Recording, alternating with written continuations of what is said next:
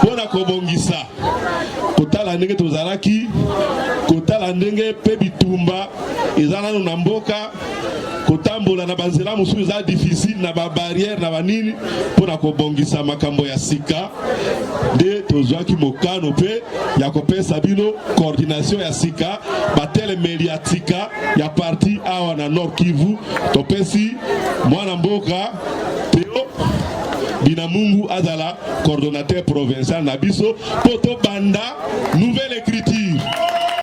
Tout d'abord, il y a beaucoup d'émotions d'arriver à Goma et de voir des camarades, des hommes, des femmes, des jeunes qui se mobilisent pour qu'on se retrouve un instant et qu'on partage le message du parti. De l'extérieur, on a l'impression que ici c'est l'apocalypse.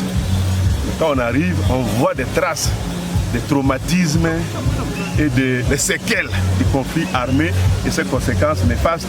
Mais on voit également des jeunes, des hommes et des femmes qui sont debout, qui continuent à croire en l'avenir de notre pays et à souhaiter que la paix revienne pour qu'on se remette au travail. Et donc, c'était une grande joie pour moi. Au-delà des émotions, j'ai trouvé beaucoup de camarades et de voir que notre parti est vivant après ce que nous avons connu comme catastrophe électorale en 2023. Je suis là pour vous encourager les nôtres qui sont ici à ne pas baisser les bras, à ne pas perdre de vue que les partis politiques autorisés à fonctionner dans notre pays doivent fonctionner dans le respect de la Constitution, des lois et règlements de la République ainsi que des bonnes mœurs. Donc nous devons rester légalistes et nous préparer aux compétitions électorales. La compétition électorale est censée être une saine compétition.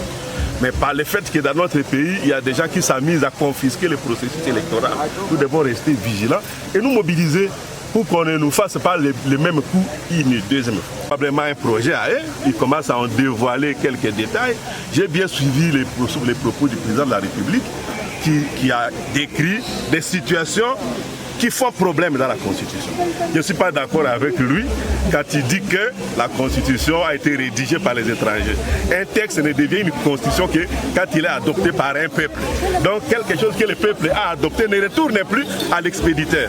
Ça c'est d'abord un. De deux, quand il dit que ça prend trop de temps pour mettre en place les institutions, les animateurs des institutions après les élections, moi je crois que c'est un débat.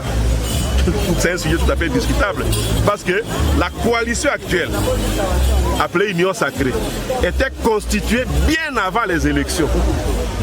Et puis elle s'est octroyée au sortir des élections une majorité de presque 98% ou 97% dans les chambres parlementaires. Donc elle n'avait pas besoin d'attendre quelqu'un pour sortir une équipe gouvernementale parce qu'on connaissait chaque composante avec ses effectifs au niveau de l'Assemblée. Donc ça n'a aucun effet en dehors de la volonté de traîner les pieds. Et au-delà de cela, les questions de corruption dans les élections de gouverneurs de province, de sénateurs, mais la corruption chez nous est punie par la loi. Pourquoi on est complaisant à l'endroit des corrompus et des corrupteurs? C'est un problème de gouvernance. Donc nous ne pouvons pas accepter un changement de constitution pour donner la prime à une gestion des affaires publiques qui n'a pas fonctionné aux yeux des Congolais.